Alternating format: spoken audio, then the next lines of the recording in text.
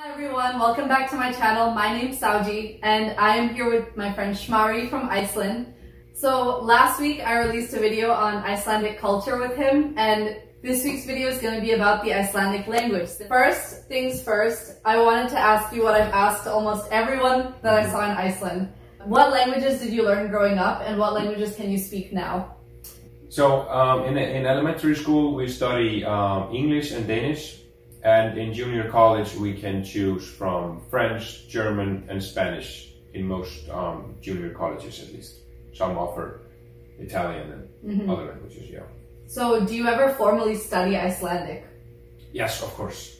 Okay. Yeah, we study from like first grade in elementary school and all the way through high school or junior college. The system is a little different. I talked to some people at a bookstore there, and I made a whole blog post about it, which I'll link below. And they said that not many people can speak Danish and that they would prefer to learn Norwegian or Swedish instead, because their reasoning was that a lot of the imported packages are written in Norwegian and Swedish or in German. What do you have to say about that? Well, I don't know about the imported packages, but not a lot of people actually speak Danish from studying it at elementary school and junior college. But a lot of people go to Denmark, especially Copenhagen, to study, maybe for university or grad school. And they are really quick to kind of pick it up. They have the basics and you only need, I think, like a few months and then you're speaking Danish. But I don't speak a lot of Danish. I can read some of it. And maybe, I think maybe just reading, because the accent is really difficult. So I don't think I would understand a lot if I would hear them speak. That's what I noticed about the Icelandic accent, actually. A lot of the European languages I've studied had the more guttural R sound, like the. But I asked him how to pronounce his name, and it's Smári with like we roll the R, which I think the Danish do not. Yeah. Well, I don't know anything about Danish, but you know more than me. Me neither, I guess. But so then you have our language is not similar to the other like Scandinavian languages, but then you have like Danish, Norwegian, and Swedish, which are very similar. And I think they can often understand each other. It's like they call it a dialect continuum. Yeah. Like it's just one language that sort of pretty much, goes through the entire area. And then that's of course maybe one interesting part about the Icelandic. We were a part of that. What did you call it? Old Norse. Yeah, sure. I mean, we all spoke kind of Old Norse. I think actually the Swedish did not. I think we spoke, of course, the same as in Norway. Yeah. But then we were isolated for 1,000 years, pretty much, and just still almost speak the Old Norse. We can at least read it and understand it. So when I spoke with the people at the bookstore, they said that you study the Icelandic Sagas in the original Old Norse. So can you explain what the Icelandic Sagas are first? Yeah, so the Icelandic Sagas were written, most of them around the year 1000, and were about the Vikings and how they went from Norway to Iceland, and then from Iceland to the UK, and like all over the place, and also like the Baltic countries, Estonia and thereabouts. And like it's mostly about how they went and just robbed the places. That's kind of the base of it, but and then it's also just about the culture in Iceland and how people lived there like 1,000 years ago. So we have a lot of details about how life was during that time. Like some of them are just stories about like the Norse gods, Thor and Odin and so forth. But some of them are also just stories about real Icelandic people that did exist. And I mean, they're not stories, they're just like, it's factual for the most part. But kind of dramatized, right? Dramatized, sure, yeah. And maybe one interesting thing is that a lot of people have seen this show, The Vikings. Have you seen it? Not yet. Okay, it's on my list. It's a pretty popular show. And I think they speak English in the shows. But then they sometimes switch to what is supposed to be Old Norse, and it's of course supposed to be just gibberish. But I can understand what they're saying when they speak the Old Norse. So It's like, it's kind of funny to be watching, like, and I think it's a US show, and you can understand, like, and sometimes you don't say it like that. So wait, are they speaking actual Old Norse, or are they speaking modern Icelandic? No, because the shows are Ragnar Lothbrok, which is called in so Lothbrok. He I think did exist. At least he's a part of some of the stories, and I think the shows are for at least some part based on the Old Norse stories and the stories about Ragnar Lothbrok. What is that word you're saying? Ragnar. Is it like Ragnarok, like the but Marvel? his name is Ragnar, which is the same as in Ragnarök. Yeah. Okay. Well, that was an interesting side tangent. So thanks for sharing that. One thing that I also asked around some of the people I met was, do you think the Icelandic language is dying out or will die out? Or yeah, what's your opinion on that? Personally, I don't think so. There are of course only like 300,000 or 400,000 people that live there, so it's a really small language. But there are a lot of new initiatives to kind of bring Icelandic into like the digital age. So there are some initiatives like to get like Alexa to speak Icelandic and like Siri and whatever. And almost all books are translated to Icelandic. So like the books you get for Christmas or whatever, the kids, they're all in Icelandic.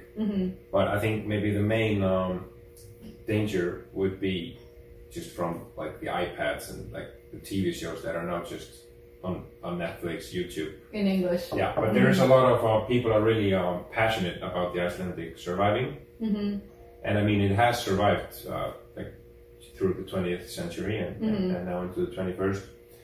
And also there was like a lot of pushback when the Disney Plus came to Iceland, and because like most of the shows on Disney Plus, some of them are just old movies like Lion King and and so we have the Icelandic version of them all, but they didn't want to use it for I don't know maybe some legal purposes, and there was a real pushback, and the Minister of Culture and Languages, she wrote an email to like the CEO of Disney and so forth. So it's I don't think so. Yeah, that was one thing I noticed when I was there was like tourists can get around because everyone speaks amazing English, as you can see. But if you go to the grocery store or like I went to the bookstore almost every day, everything's written in Icelandic, and it's like really hard to know what's what. I learned the word orðabókar. Orðabók, because it means like dictionary, and I kept asking people where the Icelandic textbooks were, and they pointed me to that section. And I think also like it's kind of funny that words in Icelandic are very descriptive. So like orðabók, which you mentioned, like the direct translation would just be word book, like book of words. That's like the direct translations, and I think we have a lot of good words and new English words like app. We just call it app, and it's just been put into the language so that we can, because we have more tenses than in the English language, and it's a little more difficult than English, and so we've just made it fit so that we can use it like an Icelandic words. And then for other words we have just invented new words, new Icelandic words that are used, but sometimes we just take from the English or Danish language and just use it like an Icelandic word. Yeah. So in Icelandic, I noticed there's a lot of vowels that have accents on them, but there are two letters that I wanted to ask you about, and they're not in English, and I'll put them here somewhere for viewers to see. So one is like a D with a line through it, and one is like it's like a P, but the hook is in the middle. So how exactly do you pronounce those letters? So we have the first one, which is called Thop. That's the name, and it is like the god of thunder, Thor. We would say Thor, like that's the letter TH. It's basically TH, Thor. So so that's how you would pronounce it. Thor. Yeah, that's it. That's it. And then the other one, that is that letter is actually in from the Vikings, Ragnar Lothbrok. But the English usually pronounce it the same, so they say Lothbrok, you know, instead of Lothbrok. It's not as harsh. Like a...